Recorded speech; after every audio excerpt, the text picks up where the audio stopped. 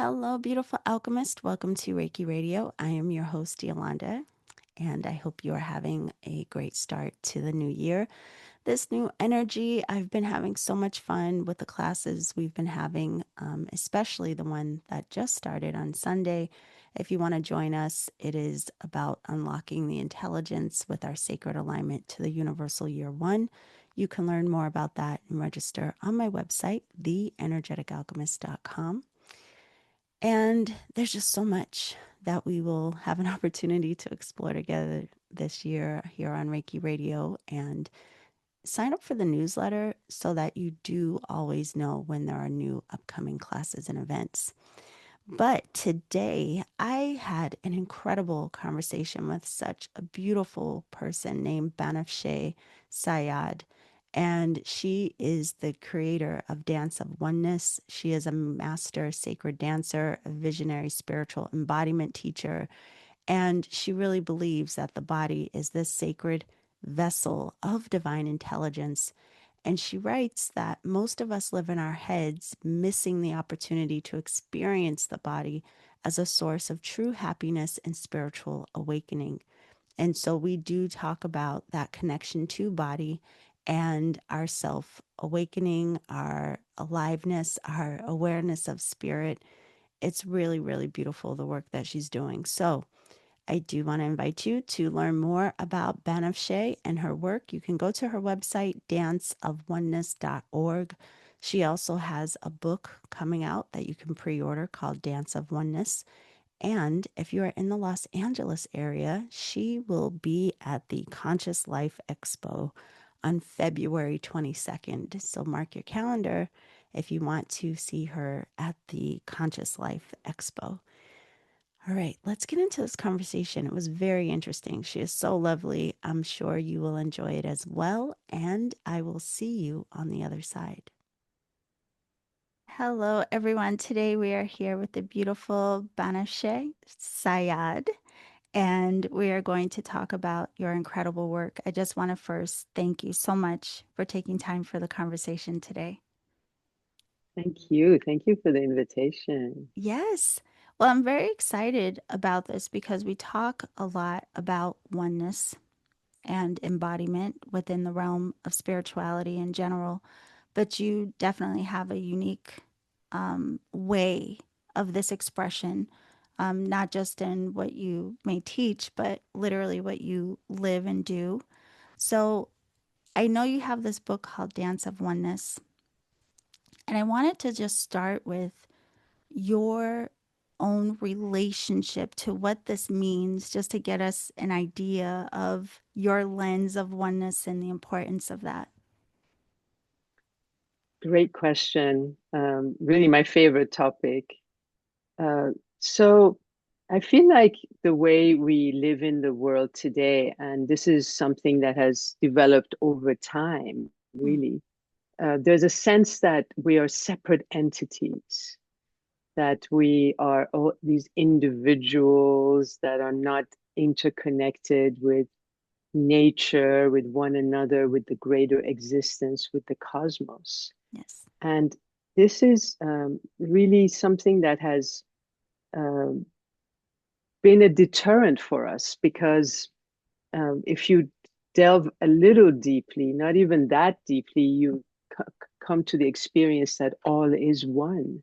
You know, just by closing our eyes, we come into this experience of oneness. Yeah. We don't see separate entities anymore.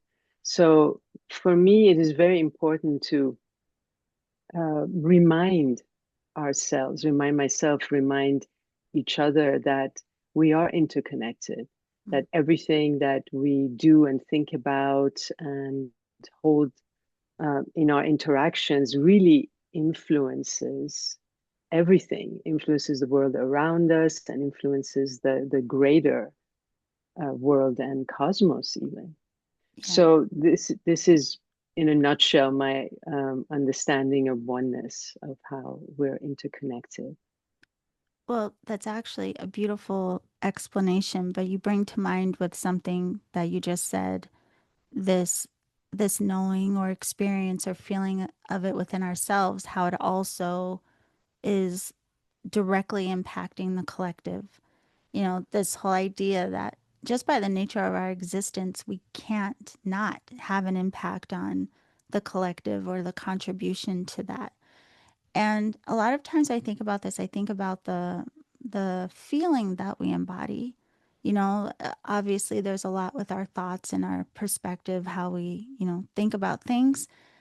But just looking at your work, which we'll get into, I think about the feeling that must be embodied by people that are artists, such as you, and what that does to our frequency to really be this expression of it's very poetic in a way of giving us all the evidence of the divine beyond what we can't even articulate.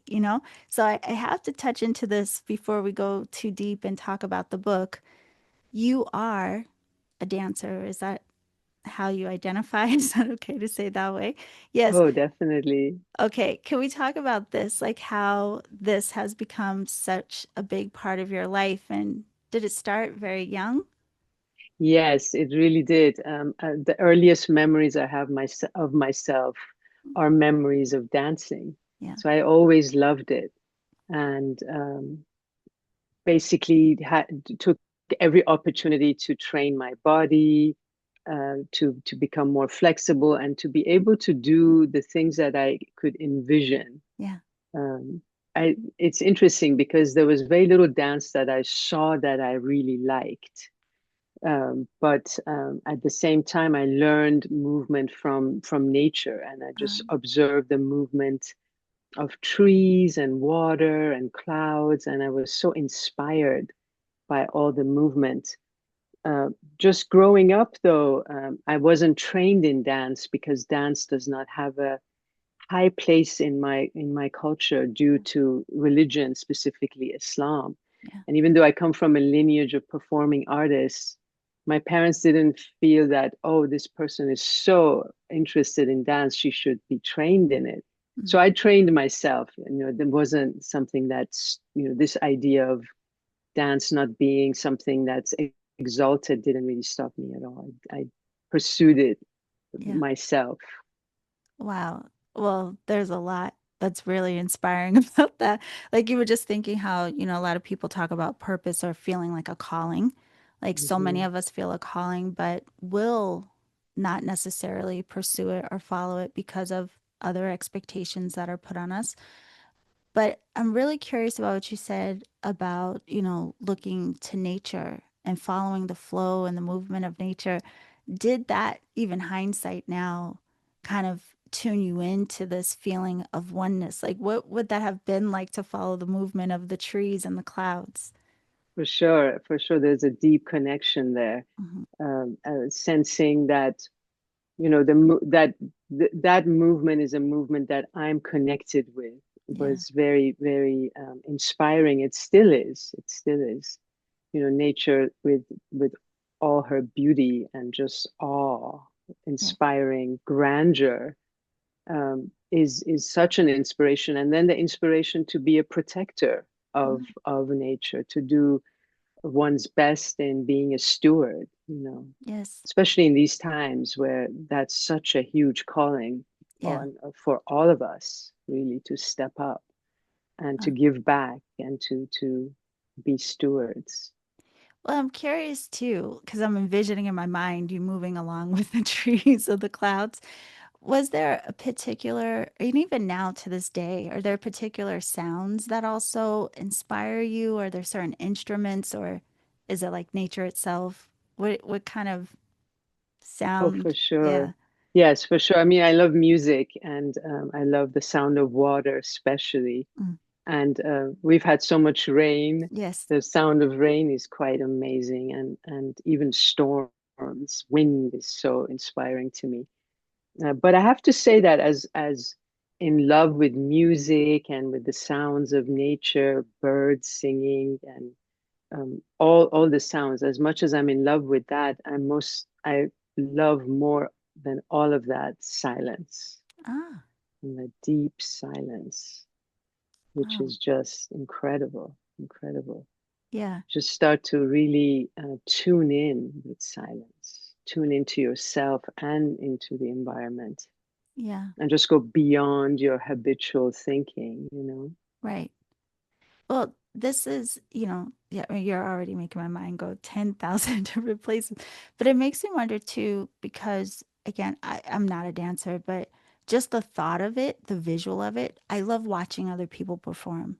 And again, just like I was saying in the beginning, so many forms of art, it really draws us into the feeling, even if we're not the ones that are doing it, like we feel that connection to the performer. And listening to you now and this connection to nature and all of these things, it makes me very curious about what you've realized in terms of even our connection to body, especially through dance and movement, and how this really correlates with our sense of maybe joy or freedom or whatever type of emotions, how important our movement is in all of that. Yeah, absolutely important. I want to go back to what you said first, which Yeah. is I'm not a dancer. Well, I feel like as long as you have a body, you have a dance, Ah, so because bodies want to move, yes. regardless of how much we kind of put ourselves into situations where we're working and sitting for hours, doing stuff like that, our body does want to move, Yeah. obviously. And Right. so, because of that, there is a dance. There is a dance. And as long as you're drawn to unfolding it, finding it, then this dance will happen for you, but yes, this question of the body is so important to me, and I think it is of utmost importance to humanity, and it needs to take a bigger focus or have a bigger focus on it. Not in terms of, oh, there is only physicality, Yes. because that is a tendency, right, to be over focused on the body, Yeah. but the idea that everything that we experience is through this body. Even great feats of the mind or transcendental experiences where you feel like you're connecting with your soul or with the Mm, greater cosmos is still happening through this body. right. So the this um, inheritance of ours from thousands of years of patriarchy, that the body is something to be transcended, that the Yeah. body is a limitation, needs to be reconfigured. We need to rethink this, and we've all inherited it, unfortunately. Uh, but it should serve now as a reminder, instead of being cross with that, or being acting against it, to really become aware of where in ourselves do we feel like the mind is superior to the body, or the soul is superior to the body. Yeah. And instead invite oneness, invite an integration, a coherence, a relationship between all these different aspects, where so that they don't end up being different aspects, but just part of one whole being, Yes. you There's a know couple of things coming with you with what you're saying. One, it brings to mind how there's a lot of disassociation that we have from ourselves and from our bodies, and a lot of people even unconsciously just not wanting to be present or connected to bodies, whether it be life experience or we're just so distracted now with you know devices and all kinds of things that don't really let us get to know ourselves in such a way, or we just maybe are overly critical of the body. Who knows? There's so yeah. many things. And so I think it's a great conversation to have about that importance to being in connection with ourselves, but really honoring that and all that the body does. But something about you, your work, what I've read about your work, it feels like that that mysticism that so many of us are seeking, that bigger, expanded experience that so many people want to feel, it is interesting that there is a disconnect that many don't realize that no, that happens through the body. And the deeper we would be in relationship with it, the more full of an experience we would have. I love that exactly. Yeah. Because we've been trained to think it's about transcending the body to Yes. come into that expanded, liberated state. Yeah. But the invitation is no, go reach that through the body, Yes. and then that becomes so much fuller, and it translates into your daily life so much easier. Because so what happens is when you have these transcendent experiences where you feel like, oh, I left my body and I went into this other place, which to me is really just kind of illusory. Yes. Um, what happens then that when you come back into your daily life, there's such a disconnect. There's such a huge shift, and people often say, "How do I live that in my daily life?"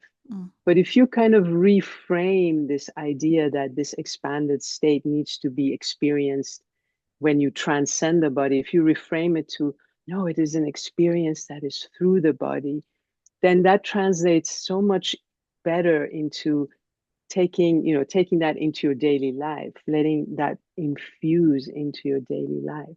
Yes. Whereas you're living in the so-called mundane in a miraculous way. You Mm. feel unlimited in daily life. Living in the mundane in a miraculous way. That's a beautiful, beautiful line.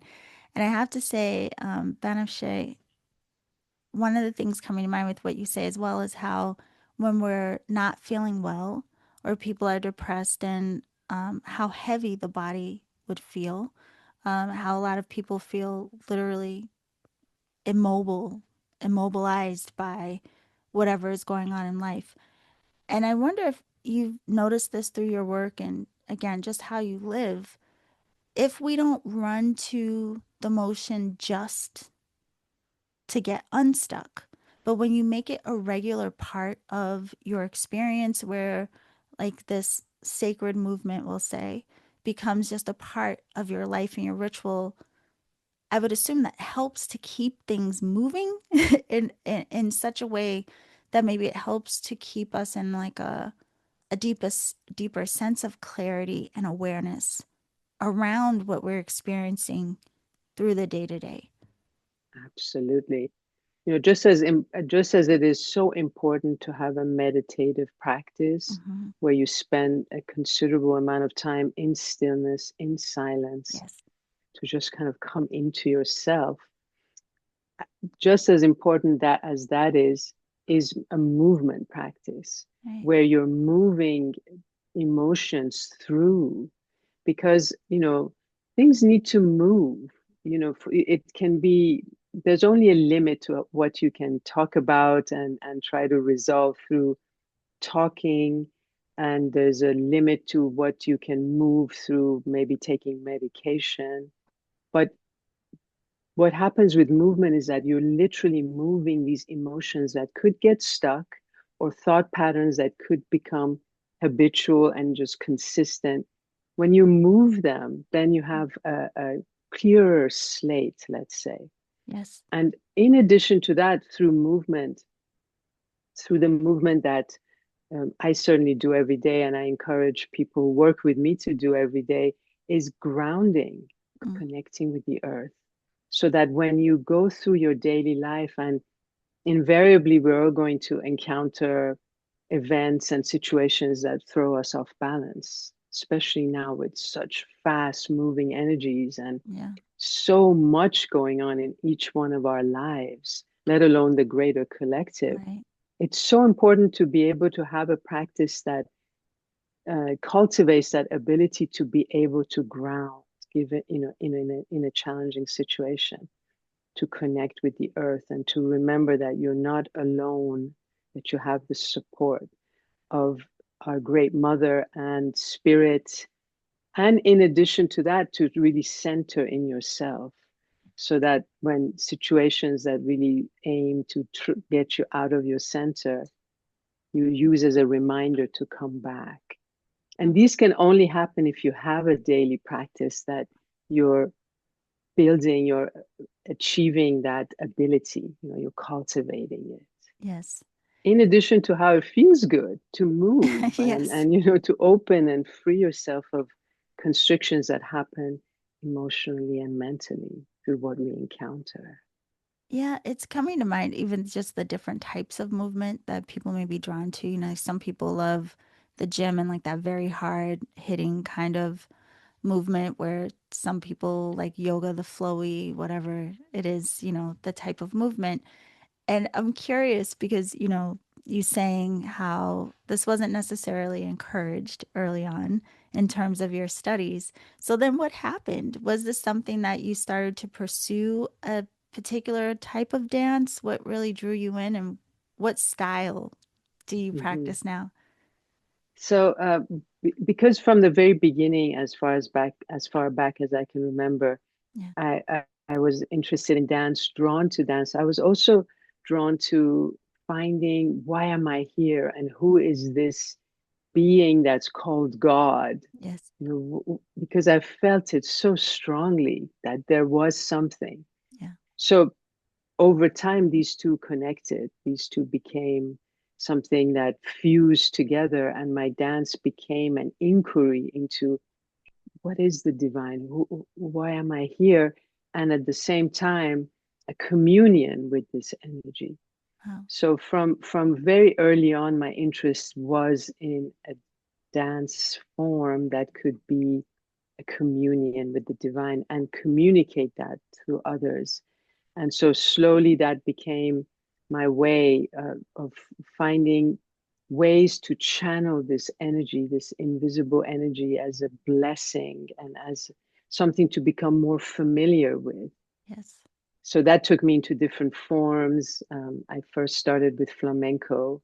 Oh, wow. It was just not only was it feeding this quest of like connection with this invisible realm, it was also fiery and uh, gave me the tools to be able to express what I was feeling. I had just left my country, Iran, having forced to leave Yes. after the Islamic takeover of our country. I was grief stricken and full of anger and full of emotions I didn't know what to do with, Yeah. and didn't really have any role models or any help in that way. Everybody was just struggling to find their own footing in my own family in this new environment, which was the United States. Yeah. So flamenco gave me that tool or that ability to put my emotions into movement, into dance, and redeem them in a way. So go through them, feel them, and express them, and sort of experience a catharsis. Yes. A kind of exorcism, if you will.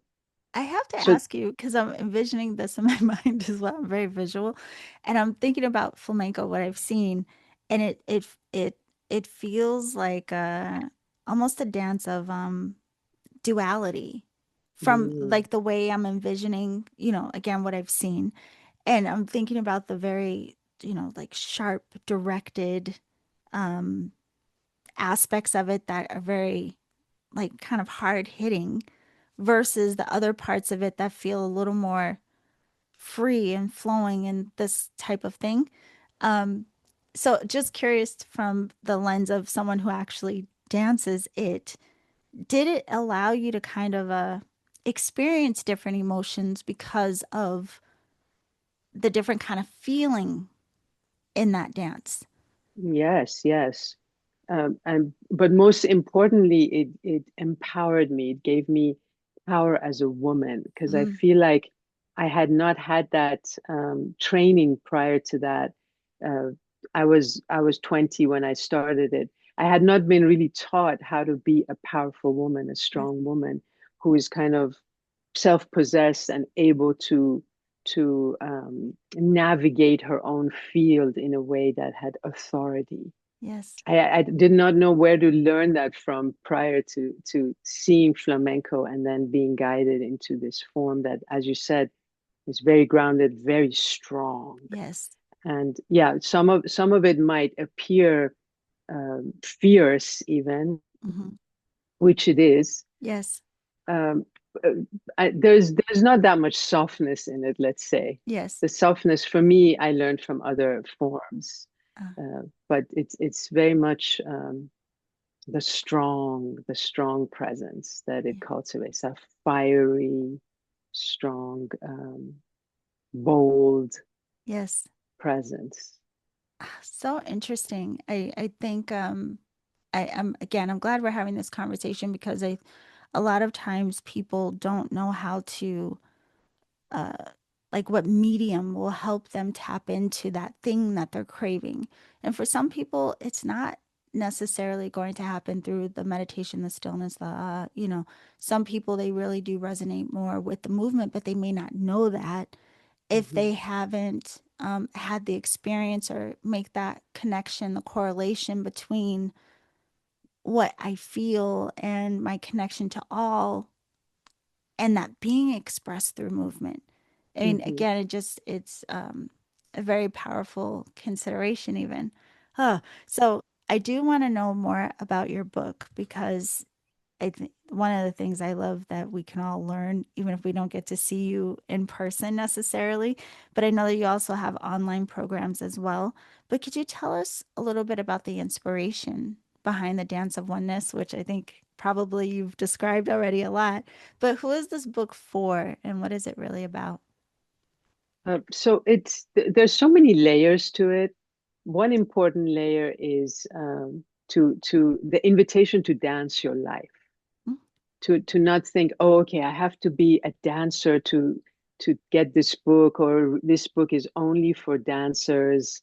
It's really that opening up what dance means, what does dance do, the way it makes us confident and puts us in joy. I think most people, when they dance, they feel a level of joyousness Yes. and a kind of liberation.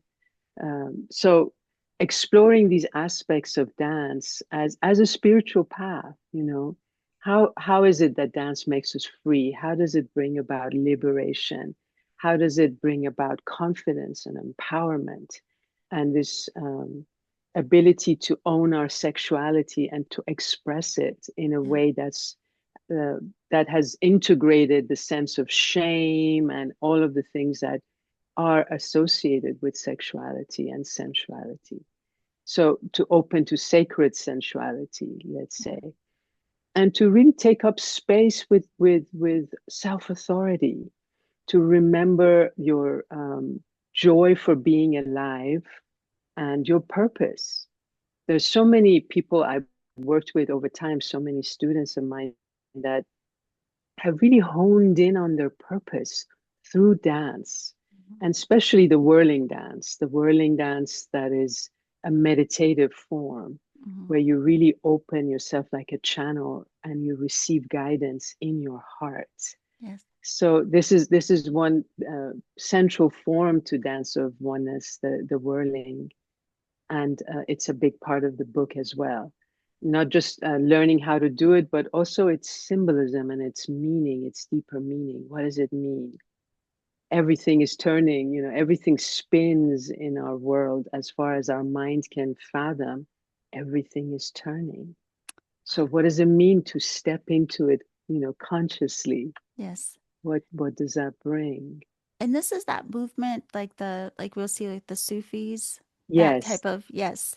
exactly, Yeah. exactly.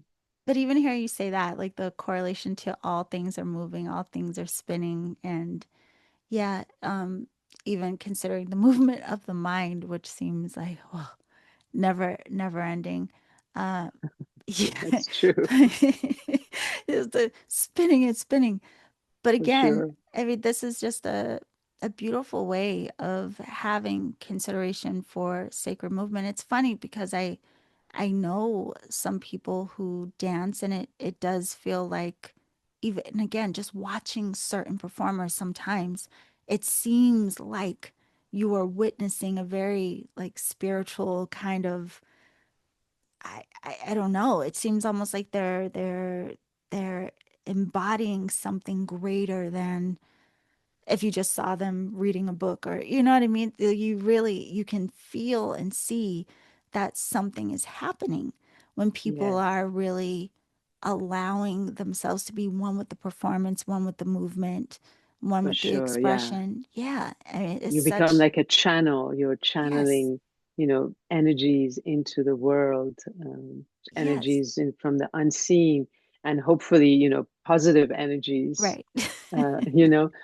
But to your point, our ancestors danced as a way of communion and prayer. Dance was one of the earliest expressions Yeah, of communing with the unseen, communing with each other. It's yes. just comes so naturally.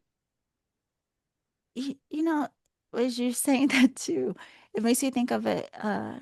There's something about it where I imagine you drop this false sense of self, and you really do get to experience because I mean, just at a basic level, Banafsheh, I'm not. I can only think of being young and like going dancing with your friends and these kinds of things, and Mhm. you can lose yourself, but it is such this high level expression of like freedom. Earlier you said liberation, and you feel just so alive, and it's so like electrifying, this whatever is moving you. um yeah, it's just it's very interesting to think of in this way now, but I'm curious, do you think that this also helped you to know in a deeper way like different aspects of yourself, and again like that, what it would even mean to experience spirit or to experience the divine, again, beyond anything we could articulate. But I just imagine the feeling has to be so, what that would do to you. Yeah, exactly. It is beyond articulation. It's Yes. beyond words and beyond mind. Mm-hmm. It's like a very immediate experience, a visceral Yeah. experience of oneness, what we were talking about earlier, and Right. spirit. So that so you know beyond any doubt that yes, there is this love field and it is divine and I'm in it and I'm part of it and I'm it. I Yeah. mean, these things are um, it's really beyond words. As mystics over time, when they come to a loss of words as to how to describe existence and life, Yeah. they say it's a dance. Mm. It's a dance because that seems to encapsulate so Yes. much mystery and so much of what we cannot utter in words, Right. but you absolutely feel it when you're dancing with the intention. And sometimes it's not like a very obvious intention. You just want to give yourself to the divine beloved. You want to experience this vastness, and Mhm. it happens. You start to really go beyond your limited thinking Yeah. and experience something truly, truly unlimited. And what a beautiful way to surrender, really. Another thing we talk about so much in this realm, and I think it can be hard for us because we try to control so much. And there's such a fear of even the vulnerability of surrendering. But yeah, what an interesting way to consider like another way we can experience that, just that letting go. And it I was gonna say, because it kind of gives you a container to let go into. But I guess the container is really you, like surrendering Mm, to yourself in such a profound way. for It's sure. very interesting. So, the Dance of Oneness, has this come out yet? Is it It will already come out in March, in March? March this year, mid-March, March 10th. Yeah, okay. Oh, I can't forget that date. So March 10th, and I'm going to make sure, people have ways of getting the book. I'm so curious to see what it is that you share in this. But I'm also genuinely now curious about how people can work with you in person or online and what it is. And you perform. Could you tell us a bit about your work, what we can witness, but also how people learn from you? Sure. Yes, I perform and teach around North America and Europe. Um, that a lot online, of course, Yes. mostly teaching online. Performance online a little bit. I think it communicates better when you're, in the presence of people performing. It's a better experience. So everything's on my website. I teach quite regularly and going to be organizing much more workshops around North America and Europe, as well as Los Angeles, where I live, in Yes. person, including performances in these places, book events. I will be at the Conscious Life Expo, which is in February in Los Angeles. I'll have a workshop on February 22nd, Yes. and then organizing different events around Southern California. I'll probably come to San Diego too, Yes. and different places, maybe Esalen soon, and different centers like that. Yeah. But a lot of it is on my website, and a lot is coming on danceofoneness.org. I'm gonna make sure, of course, the website is there, but I just pulled it up for myself again to remind me because I looked at your site and all your work a few weeks ago. But this, like the first sentence, even on a lot of the descriptions, is dance to embody wisdom. I think that's really, really powerful. And so I want to say, or ask actually, with what you offer online and even what people may be able to come and participate in person, is it open to all levels? Oh, absolutely. Yeah. It's so important for me to remind people that dance is something that they can partake of and participate in, no matter what their background or limitations of body. Yes. Everyone has a dance, and that dance will be so helpful and healing. And if you allow it to be something that can connect you to your deeper self and to the divine, however way you describe your relationship with the unseen. Yes. But healing is a very, very important part of this dance. And the reminder that there's so many self-healing mechanisms that you can activate through dancing. Yeah. And I especially bring in the knowledge of the pathway of energy in the meridians Mm. because I'm also an acupuncturist. So that these movements can really help us come into a wholeness and heal many, many different ailments. I've Yeah. seen people do that in my time working with hundreds, thousands of people, that Uh, they were able to do that for themselves, really heal many, many different ailments through movement, through dance. it's interesting because when I went to your site, there is a image of the whirling kind of dancing. And, you know, with different things that I practice and, just what I've encountered, I'm curious too for everyone listening. I mean, it doesn't seem hard to even almost conceive that this would be healing in some way, especially with the way that you describe it. But I'm curious about that motion, that swirling and the as you were mentioning earlier, do you feel like does it almost not just the movement that's happening within your own system, but do you feel like you're being held in a certain energy, like you're cultivating some kind of like orb of energy surrounding you?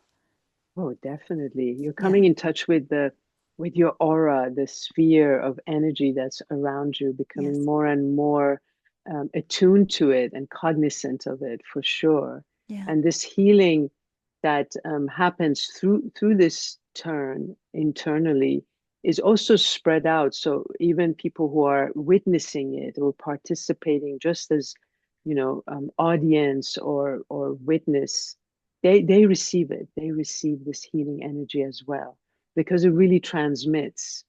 And what you're doing in the whirling practice is that you're channeling, you're receiving light, you're channeling this light and transmitting it. So in that in the meantime, as you're doing that, that brings a lot of healing to yourself, Oh, and it's transmitted out into the world. And it's not about focusing on the area you want to heal. You become healed right. in this through this movement, through this practice. That is so beautiful. And I have to say, too, it's interesting, just even something about your presence, your mannerisms this whole time. There's such a gracefulness to you, not just in the way you speak, but there's just something that just emanates from you. I'm sure everyone who watches this will see, but it reminds me of how, I think it's a very important part of the discussion as well, that we realize how impactful it is to be consistent in our cultivating, this awareness of our connection to the divine. And again, not just, running to things when we feel like we've fallen off, or not just when, not as a band aid, but really Mhm, seeing how these beautiful practices can um, become a way of our life. But it really is this ongoing, this consistent communication with the divine, and recognizing ourselves as not separate from that. But it just mhm. seems like, again, just a beautiful way of, I can't wait to see you dance. That's Yes, so lovely. But thank you for saying that I'm graceful. I have to say that's part of letting yourself dance your life. yes, Grace is a big part of dancing, isn't it? It's yes, it's something then that becomes infused into who you are. yeah, But yes, absolutely, this consistent remembering. hmm, In the Sufi path, it is said, the divine says, remember me and you will remember yourself wow, because you are me. So hmm, the more we are in remembrance of divinity, of the divine, the more we come into who we really are. yeah, And the invitation, especially as we become more and more evolved, is to become the divine human. That is really our aim. That is who we really are. yes. You know, That is so beautiful. It really truly is. unlimited, truly unlimited.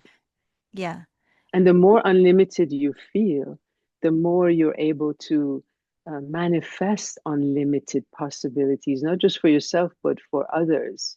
yes, I was reflecting on that. I was reflecting on that yesterday. That we there's so much talk of manifesting your dreams, right? What do you belong to see happen?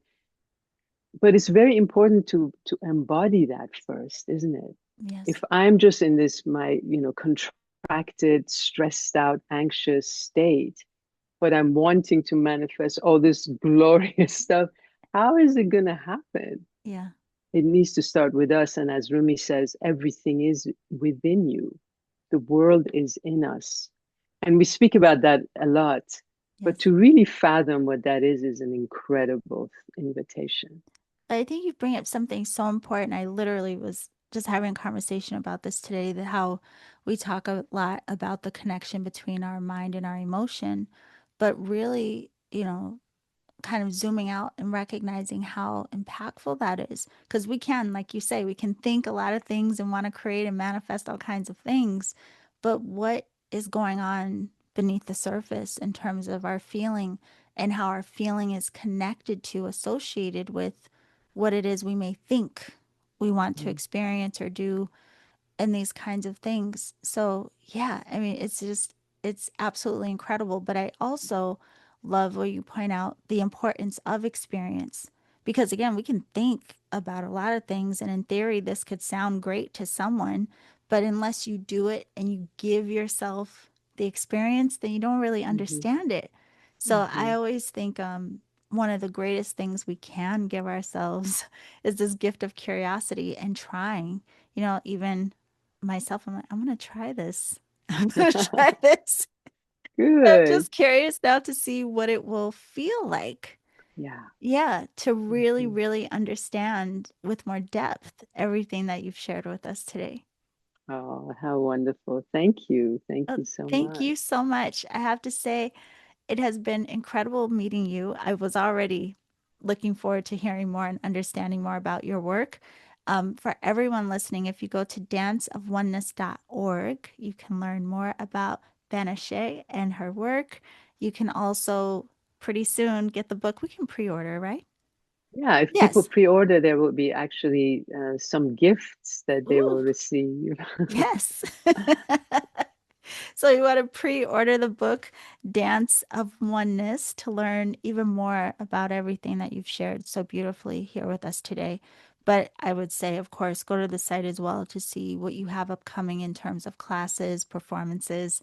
Those of you in the Los Angeles area, don't forget she will be at the Conscious Life Expo on February 22nd. Hopefully, she'll come to San Diego. We'll see Yes. how that goes.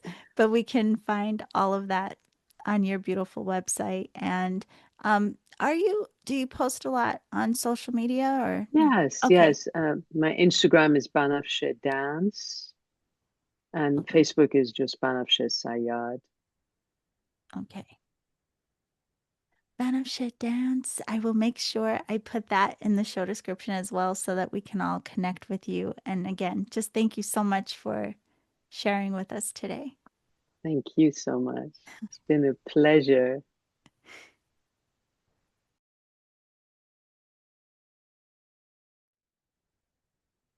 Okay, beautiful alchemists. First, of course, I want to give a big thank you to Banafsheh for coming to share with us her story and about her beautiful work. Again, her book that is coming out is called Dance of Oneness, and you can learn more about her work as well as pre order your copy of the book by going to danceofoneness.org. Danceofoneness.org. The link is down in the show description. She also offers online programs as well as if you are in the Los Angeles area, she will be at the Conscious Life Expo on February 22nd. So be sure to go and connect with Banafsheh. And for all of you, thank you so much for being here. I look forward to all we will explore together this year. Be sure to go to theenergeticalchemist.com and see what is new. I wish you all a very happy new year and remember to always journey in love.